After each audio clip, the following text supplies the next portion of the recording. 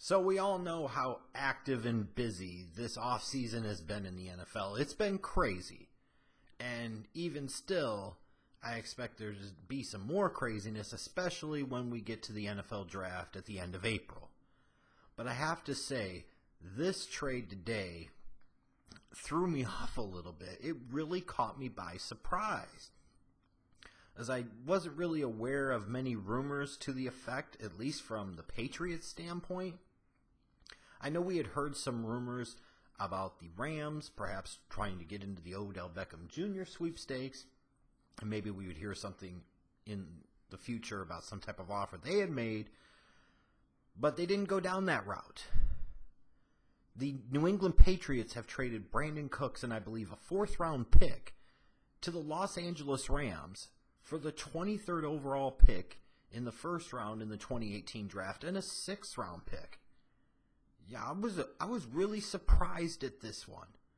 Now, from the Rams standpoint, you do get a vertical threat who is cheaper than Sammy Watkins would have been if you had kept him this year. And frankly, throughout the entirety of his career, the whole body of work, Brandin Cooks has proven to be better than Sammy Watkins, and it's just that simple. So you get a cheaper, better option. Okay, not bad. You get someone who's probably more bound to be productive and make an impact for you than anybody would have taken with that 23rd overall pick. And the odds are that that's a true assessment. That is a fair assumption to make. So if you are the Rams and with the deals you've made for guys like Marcus Peters and Aqib Talib, it would make sense that you would continue to try and go all in now by getting somebody that's going to contribute more than the 23rd overall pick would. You also get somebody like Sammy Watkins who is in a contract year, so you get the chance to have the guy have the best season of his career. And while it didn't work out for Sammy Watkins, Brandin Cooks tends to stay on the field more. I think he's played every game the past 3 seasons. So there's a longer track record of durability and consistency of availability, most importantly.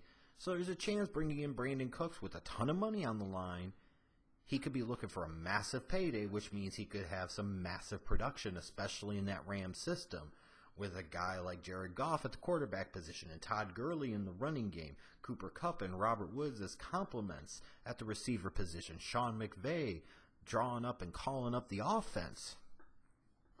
I mean, it could make some sense that Cooks could be in line for a big year. And it does continue along the path of the trading for Peters and Talib and signing Ndamukong Suh that the Rams are going for it right now. And if you're going to go for it right now, which they clearly are, then you need to go all the way as much as you can. And you can say that the Brandin Cooks trade does that for them. It is another step towards truly going for it all right now.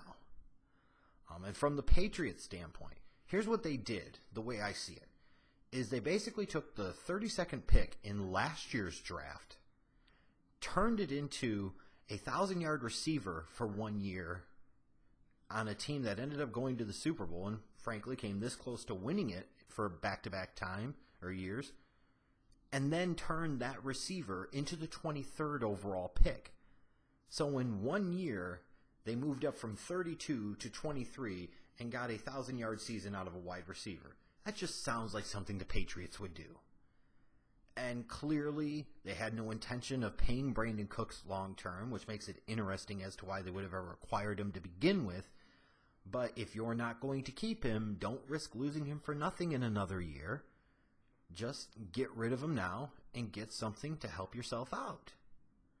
And when you look at it for Brandin Cooks, yes, he had a 1,000-yard season, but how productive would he really have been, let's say, if Julian Edelman wouldn't have torn up his knee at the beginning of the year? That's a fair question. How much value did Brandin Cooks really add to the New England Patriots? Did he really add that much value? He was productive. He had, like I said, a 1,000-yard season, but was there really much value added by having him in the fold? So then, with Edelman coming off of the knee injury, there's a potential that the Patriots won't miss him at all. And that's very realistic to think. That is very likely a possibility. And now by taking Brandin Cooks and trading him, the New England Patriots have 2 picks in the first round, picks 23 and 31. They also have 2 picks now in the second round, based off of other moves, with 43 and 63. So they have 4 picks in the top 64. They could use some of that draft capital to make a big move up the board, whether it's for an impact player that'll help right now, or if they really value a quarterback like a Rosen or somebody like that, they could potentially get nuts and go make a huge move up and go get their guy of the future. It's possible. And then they could also use this draft capital, if not for that, to acquire even more draft capital, and knowing them, it's very possible. Or they could sit there and say, hey, we're going to take an impact player on the defensive side of the ball with one of the first-round picks, and the other first-round pick, we'll figure out a way to get a quarterback that we want, even if it's somebody that people don't envision being a first-round pick. We'll take him there because we want to learn from the lesson of Garoppolo, where we took him in round 2, and we only had him for a maximum of 4 years before we had to start thinking about contract. Taking one in the first round now buys us potentially 5 years. So for those components, it seems like a big win for the Patriots. I look at this deal from the Rams standpoint, though. To me, it's really curious to go down the trade route once again to get a number 1 wide receiver when you just did that last year with Sammy Watkins, and it did not go well, especially once Goff didn't consistently get him the ball, because frankly, you could make the argument that Watkins was only the 3rd best wide receiver that they had. And arguably the 4th best playmaker they had on offense, especially when you throw Todd Gurley into the fold.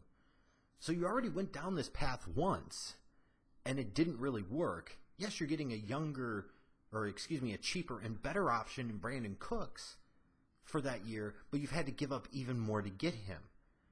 And with a young quarterback and coach in the fold, is it that wise to trade away so much in terms of draft picks over the couple of years, which this team has been very aggressive in doing, for the sake of just trying to win now? Or should you be trying to build a consistent program and a consistent winner? Because that's not what they're doing right now. The Rams are in win now at all cost mode. So what happens in a couple of years when that eventually goes by the wayside? You could be looking at a tough rebuild project with your young coach and your young quarterback still in the damn fold. Is it wise to trade away so many of these draft picks for players, in particular players that these teams can't seem to wait to get rid of, in Peters and Talib? And these are not busters. These are talented players. So for teams to want to trade them, you can use the salary cap logic all you want, but shit, Marcus Peters is still on his rookie deal.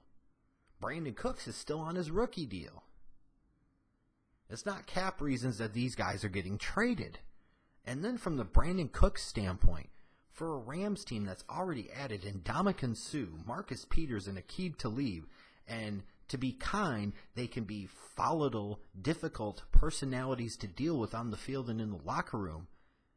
You feel like it's wise to add yet another one of those type of players and Brandin Cooks into the fold, into that locker room? Think about it this way. He started off his career playing with Drew Brees and ended up not happy.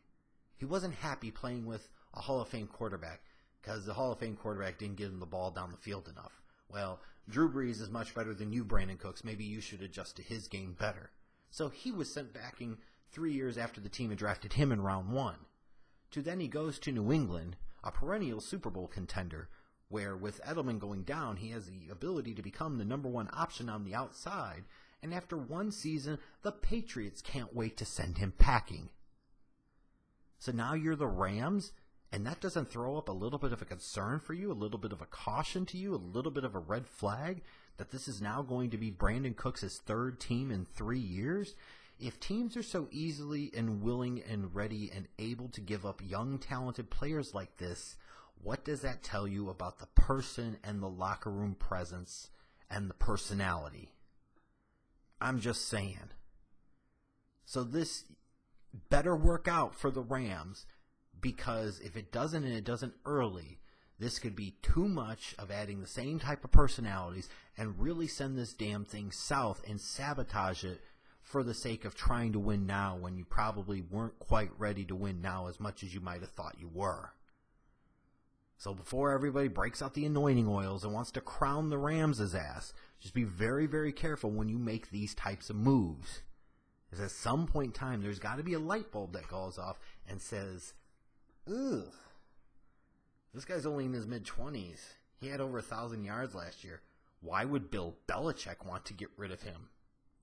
I think that is a very fair and important fundamental question to ask. And then from the Patriots standpoint, yeah, it's great that you get pick 23, and last year you only had pick 32 that you gave up to get Brandin Cooks. But why did you trade for the dude if you're only going to keep him for 1 year? And then to sit there and get an additional first-round pick that, honestly, based off of recent history, Bill Belichick's not exactly going to knock it out of the park with anyways. And even if you say, well, it was acquired draft pick capital, potentially make a move up to get a quarterback. So you're talking about making a move up the board to get a quarterback that might not play for 1, 2, 3, 4 damn seasons when you are in win now, win at all cost mode? That's just really, really strange. Or even if you say they're going to take those picks and peel back from some of those spots and get additional picks, well, at some point in time, playing the song and dance of the draft is great, but you got to turn them into productive players. You have to. And at some point in time, if Belichick doesn't do a better job of that, those chickens are going to come home to roost. You can only fight off the thing for so damn long. And then I come back to the Rams. Are you really ready to lose a Brandin Cooks in the offseason if you're not willing to pay him? Imagine giving up a first-round pick for a 1-year rental. You already basically gave up a second-round pick, didn't you, for Sammy Watkins, who was a 1-year rental and it didn't work out? Now you're talking about sinking a first-round pick as well into that same position for a somewhat similar type of player. What happens if that doesn't work out? Now you've given up 2 marquee premium picks for 2 years of so-so production and nothing long-term to show for it. In terms of who won this deal, if the Rams make a deep playoff run and potentially get to the Super Bowl, then they've won the deal regardless of what the Patriots have done with the picks. If they don't, then the Patriots have won the deal because they were able to get a first-round pick for a guy and got a first-round pick that was 9 picks higher than the pick they had the year before that they traded to get him.